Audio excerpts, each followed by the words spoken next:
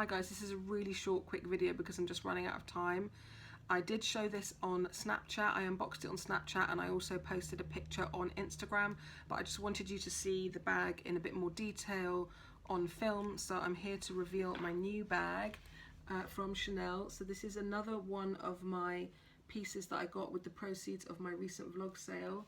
So this is the Chanel deauville tote, and I decided to get the blue denim version. I did consider the leather one, but there wasn't a true navy blue.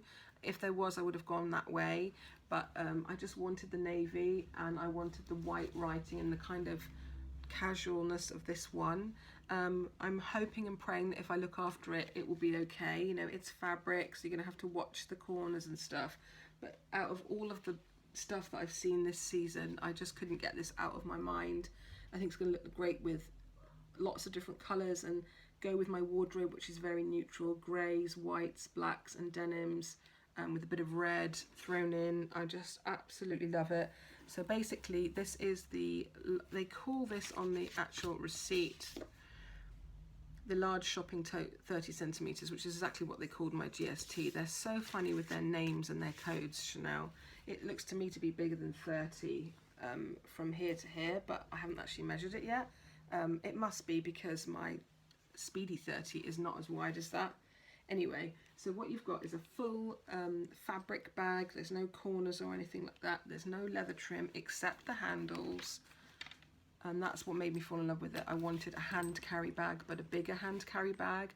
I used to have a Rousseau tote, which was a tiny bit smaller and a bit more structured, by Longchamp, and I loved that bag, but the hardware started to tarnish, and I also got the GST, and I felt like I knew I wouldn't use the Longchamp, so I gave it away. But I missed that kind of just handles and then just a snap. It's just so convenient having the two different handles. You've got basically inside, you've got two slip pockets at the front, a very big zipper pocket here at the back. You've also got one of these lanyard things in leather handles. You can, when you want to use it as a shoulder bag, this is what put me off. When I hadn't actually met this bag and I wasn't sure if I wanted it or not, I was thinking, I've said this before with like different styles of bags, I don't really like a bag that's got upright handles that can't collapse down because they're not on like leather rings that flop. That's why I love the Speedy, so that when you want to wear it on the longer strap, the handles sit down. That's why I don't like the Antigona, because you've got these very rigid handles sticking up and then a shoulder strap, and then the handles stick up when you want to wear it on the shoulder. But with this, because they're rolled handles, but they are quite flat on there, they are kind of designed to almost roll over the trim and flop down for you. You can either just encourage them to do that, or you can actually tuck them right in and do up your snap closure with them inside if you want to wear it like that, and I think that looks a bit better. But I can't see me using it much as a shoulder bag. I think I'm going to have it with the handles out and use it on the crook of the arm the most of the time, and then just put it up on the shoulder if I find I've got my hands full or something. So there you have it. It's got the writing on the front. It says Chanel 31 Rue Cambon, Paris. It's got no pocket on the back. You can remove these, but I don't really know why you would, because they've got a little T-piece. Yeah, I just need to pack it, get to know it. I'm going to wear it today for the first time, and I will update you on how I find it and whether I feel I need like a bag organizer in there or something like that. I know a friend of mine got a Samorga and it didn't fit, so I need to see maybe how other people get on with it, and then I'll see what they do and maybe take inspiration in terms of what I'm going to do. But I don't really mind it not having much structure. I mean, it's very light, and if I put a big bag organizer in there, I think there's a chance that it would make the bag heavy. So I'm just going to use different pouches and like maybe other little things inside to organize the bag a little bit, and I'll let you know how I find it when it's packed. This I got from the Bond Street store in London. I ordered it on the phone, and then you do like a bank transfer. The reason I did that rather than waiting to go back to London is because there's not very many left. They have the tweedy ones in plentiful supply. There's like a raspberry, pinky red, and a cream in the tweed. They also have quite a lot of the leather ones still available. There's cream leather, that's lovely, black, and then a petrol-y dark blue, but I didn't like the tone of that blue, that's why I got this one. And that bag is a little bit more, it's 2100, which I think is quite a good deal when you consider it's a full leather bag. It's got leather trim all around the inside on the top. It's got a pocket on the back, 4 feet, and on the top of this, instead of all just chain, there's like a slim leather band just as a shoulder support. So there you have it. Really happy with it. What else to say? Yeah, there aren't very many left. There are a few on display. There's a display one that I saw in Bond Street. There was one in Brompton, and the Brompton store's now moved up the road. I don't know about Sloane Street.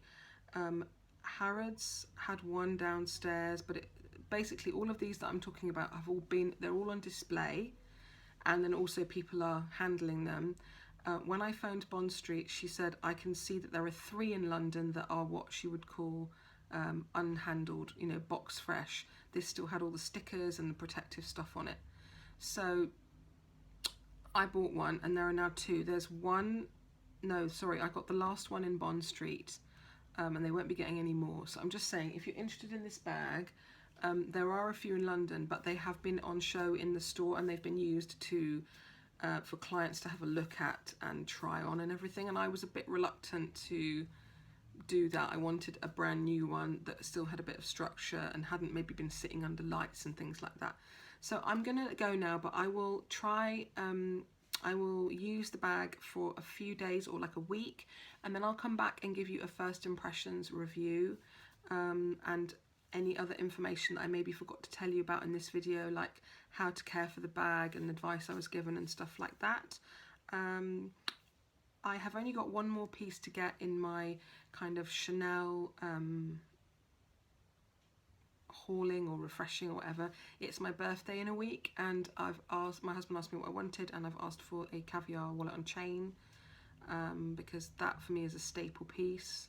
So then I've got all my staple pieces. There's just one very obvious thing to me missing now, and that is a smaller handbag. So I'm gonna have, and I'll do an updated Chanel collection, but I've got 2 totes. So the black leather tote, that tote, so a winter tote, summer tote, my jumbo, which is my holy grail cornerstone mega kind of flagship bag from that brand, then the wok and the O case.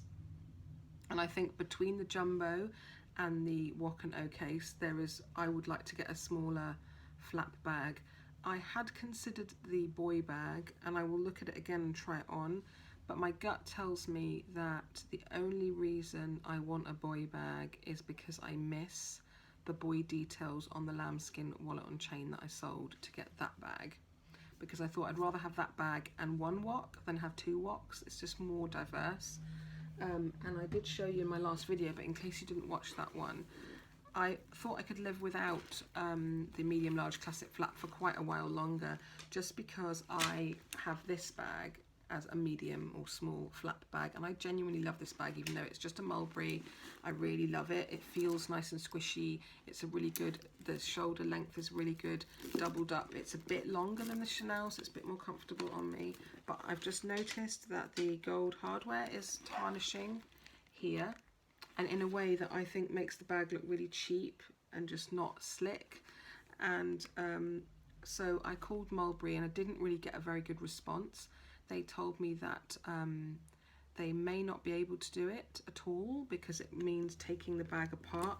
See, this bit here you can unscrew, but this one, which is where the problem is because it's on this part, they can't take this little gadget just off.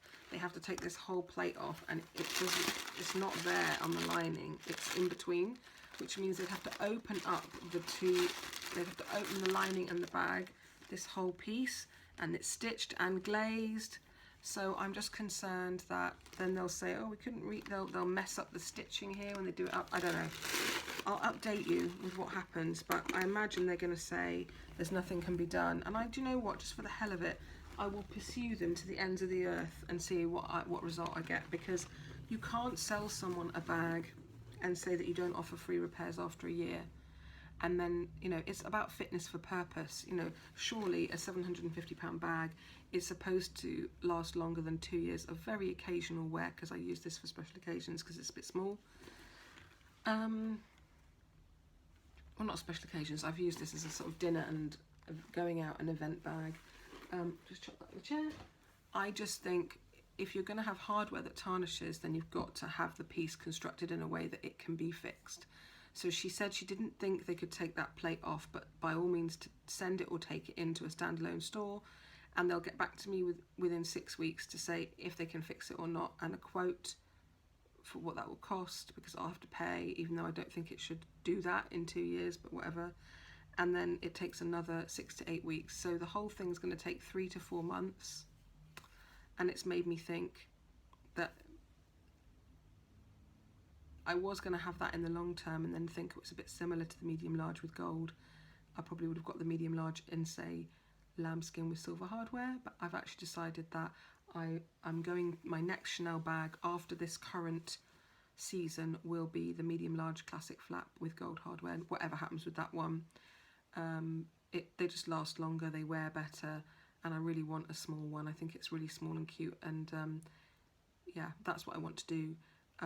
It won't be this Christmas because I don't want to ask for something that expensive this year. I know I've paid for all of this stuff with the proceeds of the vlog sale, but I just think I want to spread out my purchases more. I've had more than, I'm lucky girl to get a tote, a jumbo, a wallet on chain and a O case all in like a month is ridiculous to me, but I did it by selling loads of stuff. So I think maybe this time next year, maybe next summer, if I don't really buy much in between, I think my husband would be happy to let me buy that.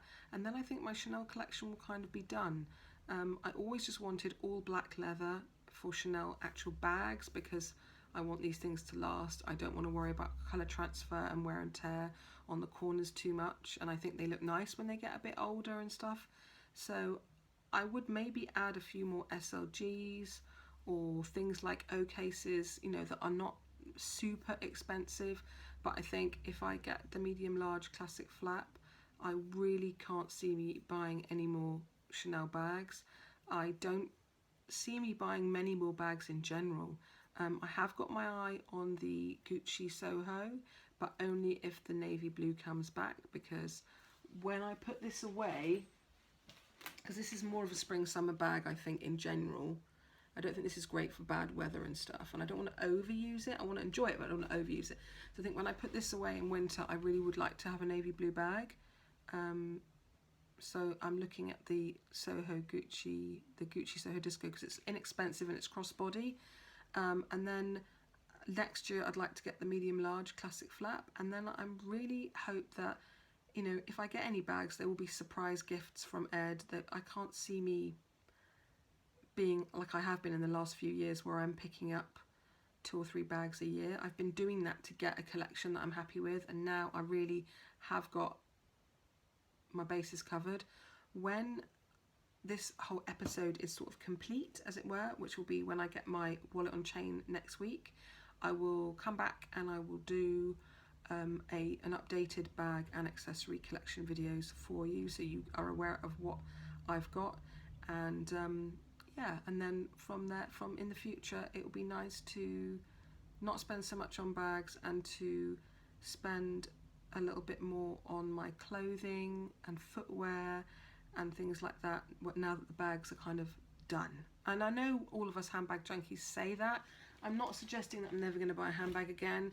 I'm just saying that I've got my staple classics and that it will slow down dramatically, and I might get 1 bag a year going forward, or maybe like a couple of SLGs 1 year and no bag. Yeah, that's how I plan to proceed. I've kind of weeded out the weak links. Definitely that Mulberry Lily sort of showing wear and tear in that way has reconfirmed that I'm kind of done with that brand. I just want things that are made properly and where they've got a really good repair service in the future if you need it, like you do get with Louis and Chanel. So that's enough rambling. That's my Chanel deauville tote. I am going to go and pack it and go out on some errands, and I will I will do an update for you on how I get on with it. Take care, guys.